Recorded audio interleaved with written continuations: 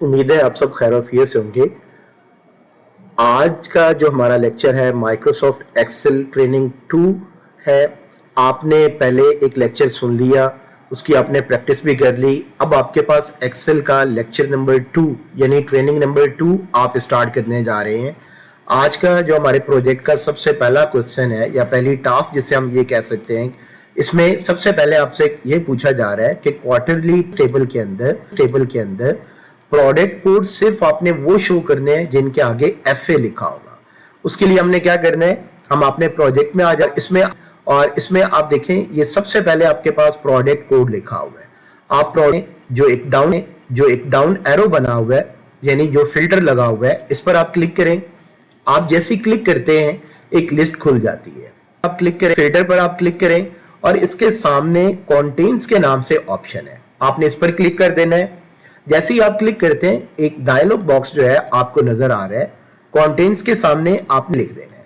जैसे ही आप FA लिखते हैं, ओके बटन पर क्लिक करें। अब आप देखें तो सिर्फ प्रोडक्ट कोड के अंदर वो प्रोडक्ट्स आपको नजर आ रही हैं जिसके आगे FA लिखा हुआ है। एक मेथड तो हमारे पास इस तरह से हम FA को डिस्प्ले कर सकते हैं।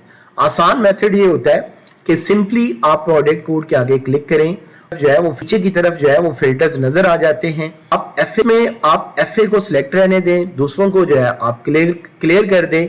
जैसे ही आप ये काम करते हैं, जैसे मैंने यहाँ स्क्रीन पर किया हुआ है, और उसके बाद आप देखें तो आपके पास सारे के सारे सिर्फ वो फिल्टर्स नजर आएंगे जिनके स्टार्ट में FA लिखा होगा। बाकी सारे जो है आपके पास आपकी स्क्रीन से गायब हो जाएंगे। आपने इसके अंदर एक में है, आपने क्लिक करना है। आप देखें यहां से आपके पास प्रोडक्ट में सिर्फ और सिर्फ FA वाले ऑप्शन नजर आ रहे हैं। इस तरह से कंप्लीट कर लिया।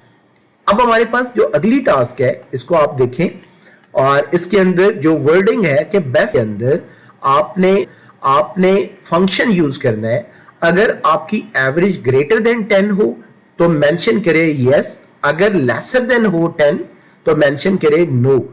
हमने इसमें क्या काम करना है, बेस्ट सेलर कॉलम में जाना है। बेस्ट सेलर कॉलम मेरे पास ये है, इसको हम जूम कर लेते हैं, इज इक्वल टू, और इसके अंदर आपका फार्मूला स्टार्ट हो जाएगा। अब parenthesis average greater than equal to 10 comma inverted comma yes comma inverted comma no. अब देखें ये आपके पास फार्मूला है, आपने सिंपली ओके बटन पर क्लिक करना है। आप देखें सारा आपके पास यस यस यस आ रहा है। उसकी रीजन ये है कि 3 ही आपके पास एवरेज डिस्प्ले हो रही हैं और तीनों ही 10 से ग्रेटर है, तो इस वजह से यहां पर यस की ऑप्शन वैलिड होगी। एक टास्क हमारी और कंप्लीट हो गई। अब नेक्स्ट टास्क जो हमारे पास है, calculate the selling price in cell E14 by adding the unit, copy the formula column. Selling price हमारे पास E14 ये है, निकालने के equal to unit price multiply markup percentage, enter की।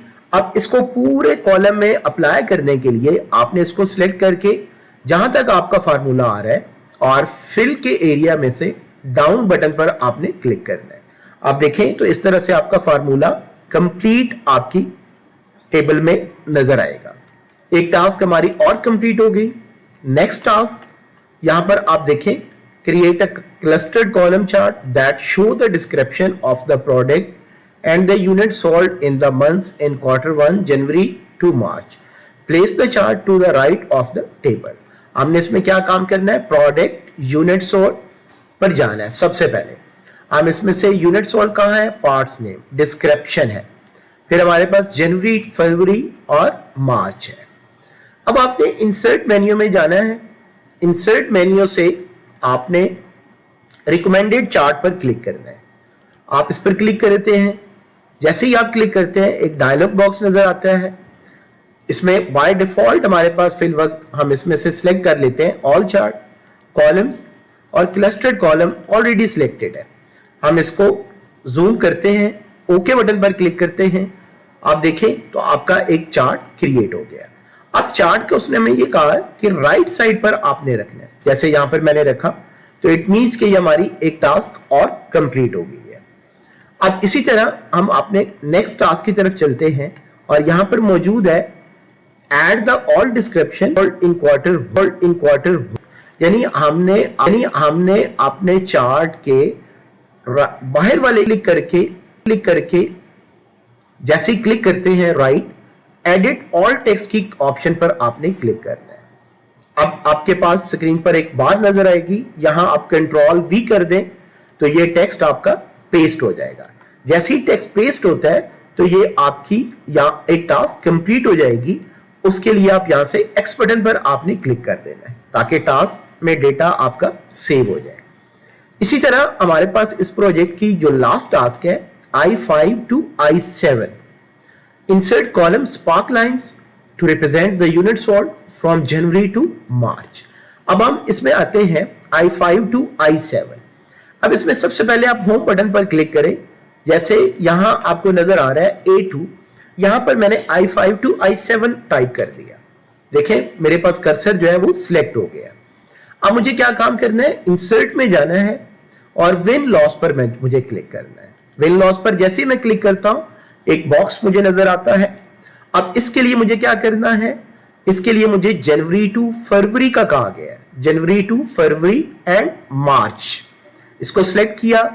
मेरा टारगेट क्या है, वो लोकेशन रेंज जो मेरे पास है, इसको मैं पहले वाले को खत्म कर देता हूं, एक सिलेक्ट करता हूं, ओके बटन पर क्लिक करता हूं।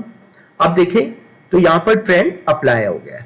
इसी को नीचे माउस पॉइंटर लेकर आए, जैसे ही प्लस पॉइंटर बने पकड़ के नीचे ड्रैग कर लें। आप देखें तो आपके पास ट्रेंड सेट आपके पास स्क्रीन पर नजर आएगा। इस तरह से आप किसी भी प्रोजेक्ट को कंप्लीट कर सकते हैं। हमने एक प्रोजेक्ट कंप्लीट किया, आप इस प्रोजेक्ट की प्रैक्टिस एक दफा फिर से करें और उसके बाद फिर हम अगले प्रोजेक्ट की तरफ मूव कर जाएंगे। मैं प्रीवियस प्रोजेक्ट को साथ साथ क्लोज कर रहा हूं ताकि हम अपने जब नया प्रोजेक्ट स्टार्ट करें तो उसमें पुराने प्रोजेक्ट का हमें किसी किस्म का कोई टास्क जो है हमारे पास स्क्रीन के ऊपर अपीयर ना हो। जैसे फिल वक्त यहां पर मुझे ये नजर आ रहा है। अब मेरे पास जो नेक्स्ट क्वेश्चन है, left align the text in cell A1।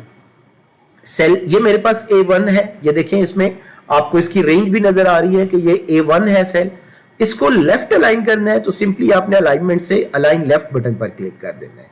जैसे ये देखें तो नवंबर सेल्स जो है ऑटोमेटिकली अलाइन हो चुकी है।